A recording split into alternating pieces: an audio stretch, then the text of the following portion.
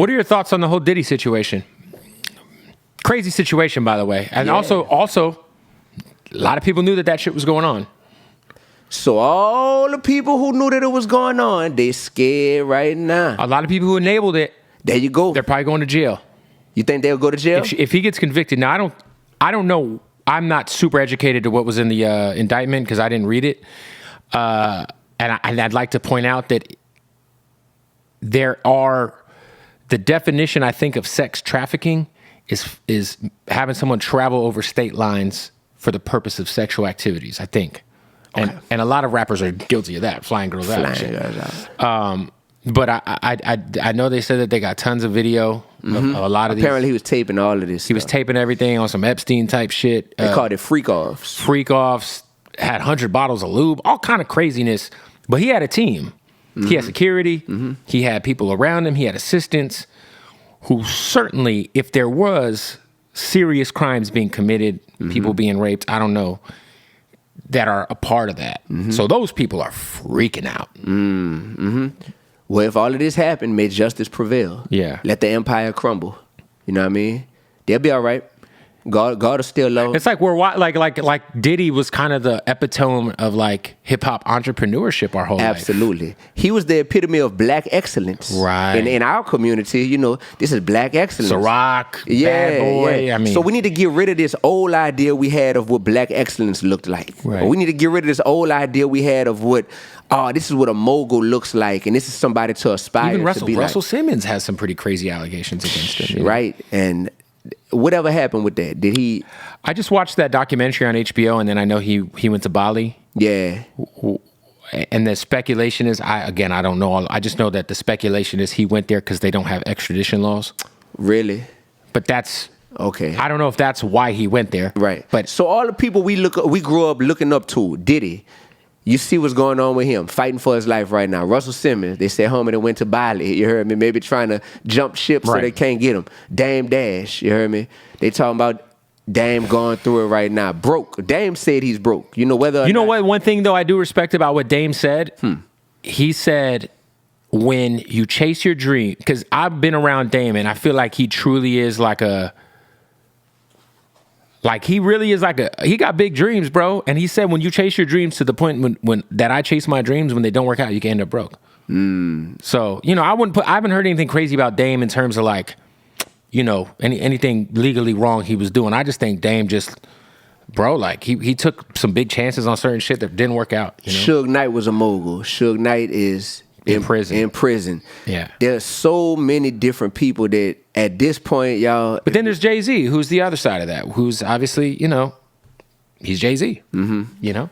I think the whole point, though, is that the idea that we had in our mind of what a mogul had to look like and what you had to do to become a mogul, let's throw all that out. And let's just say you definitely got to work hard to become a mogul. But hopefully for somebody watching this, you the next mogul. And you can come up with your own blueprint of what it looks like. Because everything that we were taught in our generation, man, we seeing that stuff is not working out in the long run for a lot of these people. And the same thing with artists, man. We should have more artists who can make it normal to age gracefully and to evolve gracefully. You know, I love when I see OGs like Styles P.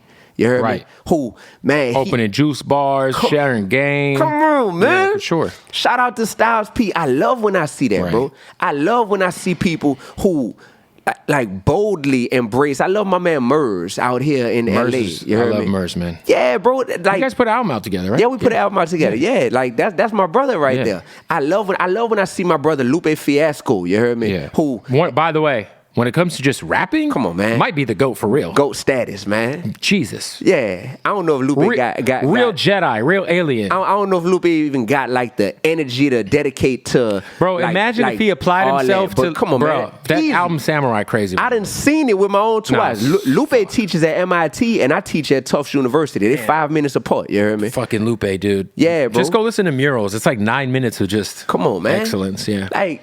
And these is my real friends all three of them that I just named. These is my real friends, man.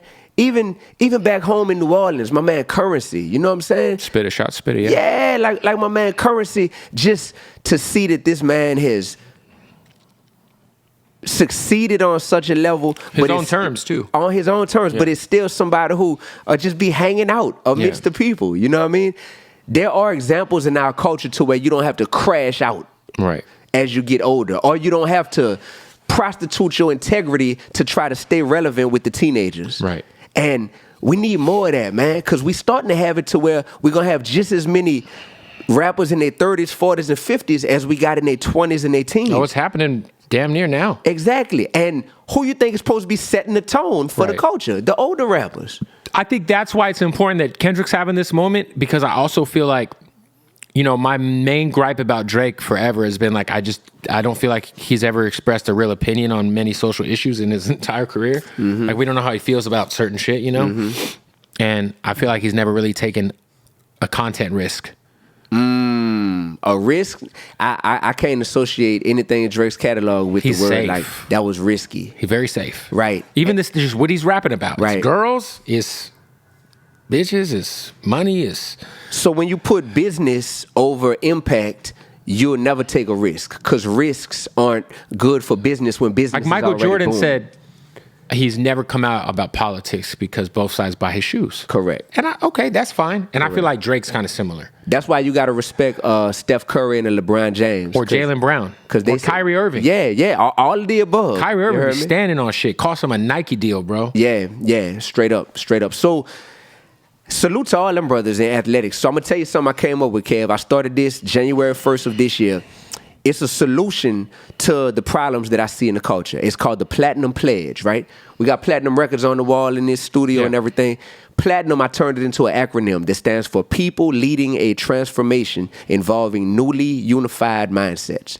The Platinum Pledge simply says, this is to unify the artists, the fans, and the execs in the industry who agree that we no longer need to glorify, keyword glorify, murder, drug dealing, drug use, disrespecting women, and sexual irresponsibility in our music, right?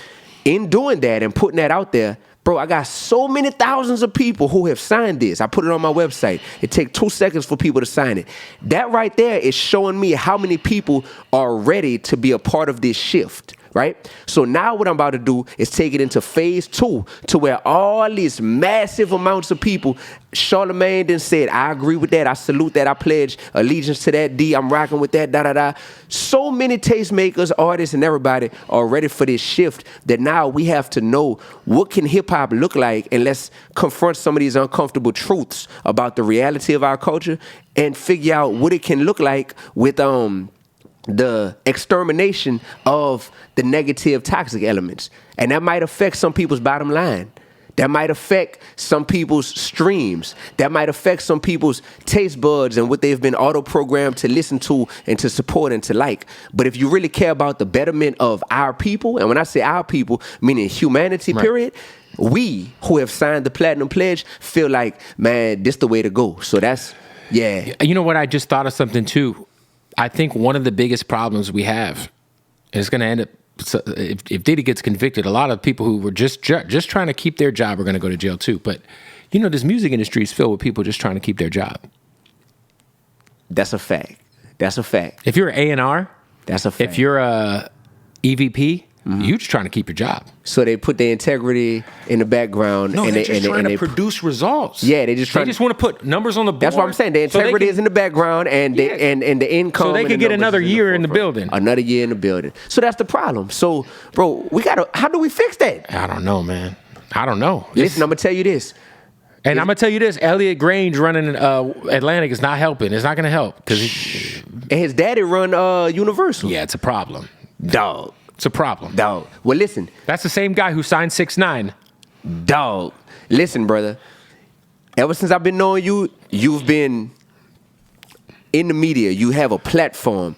I would say and pray, you know what I'm saying, that like, man, God, like bless my brother Bootleg Kev to where all this knowledge that he has, that he knows that there has to be a level of integrity that comes along with managing this platform, because people for clicks and likes will get up here and say and do. Well, that's what I'll say about my shit, bro. Is I've never, you know, anytime I've had an artist on that is controversial for for whatever, especially, I saw the Young Boy interviews. Yeah, shout out to Young Boy. But like, in terms of that, like I like I've interviewed Sexy Red and we had fun and it was funny and it was, but in terms of like the street shit, the violent shit, like I try to make sure that whatever I do here is not adding on to any of that. Thank you. Or at least trying to present the idea solutions, like. Thank you. So that's kind of like my, in the world in which our media is adding on to tension, adding on to beefs, conflicts. I just don't want anybody to ever be like, man, I heard you say the crazy shit on the Bootleg Kev podcast. And then someone loses their life. Like, I'm good, dog. Like, I don't want that shit on my heart. You know what I'm saying? Like, and it's not worth the... Thank you, bro. It's not worth the views. The extra little clicks. Nah, it ain't right. worth it. It ain't Thank you. Dog, I got goosebumps under my jacket because this a man in media who, with that seems small, what you just said, but that right there wouldn't give an open platform to people who want to come on here and basically announce that they about to kill their op. Yeah, like I just had X-Rated on the show, who is a legendary independent rapper, signed to Tech 9 now, but his hood and Mozzie's hood, they beef. And I had a conversation about Mozzie with X-Rated on camera. He said, look, I got goosebumps. Yep. He's like, we're both from Sacramento. This man got nominated for a Grammy. Like, we need to like be happy about that. And like Mozzie reposted it. So it's like, I don't know if that's like gonna change their neighborhood's problems, but if it means those two guys talk who haven't talked, and they don't have direct beef with each other, let's be clear. It's just the hood. It's just like, but there is a lot of that going on in that town. Yep. So, maybe, who knows? Yeah, no, definitely, bro. Right. Feel good about that, bro. It's not even about feeling good about it. It's just like, let's not add to this shit. Like, the content, like you said, like I said, bro, the content culture we're in, we are content addicted, bro. Whether it's Instagram or YouTube. I can't work out without a YouTube or a podcast playing. I always have to have something playing. We're all addicted to it. For me, it's fantasy football talk or political shit or whatever. The content culture we live in is not good for humanity on all fronts, not just hip hop, but on all fronts.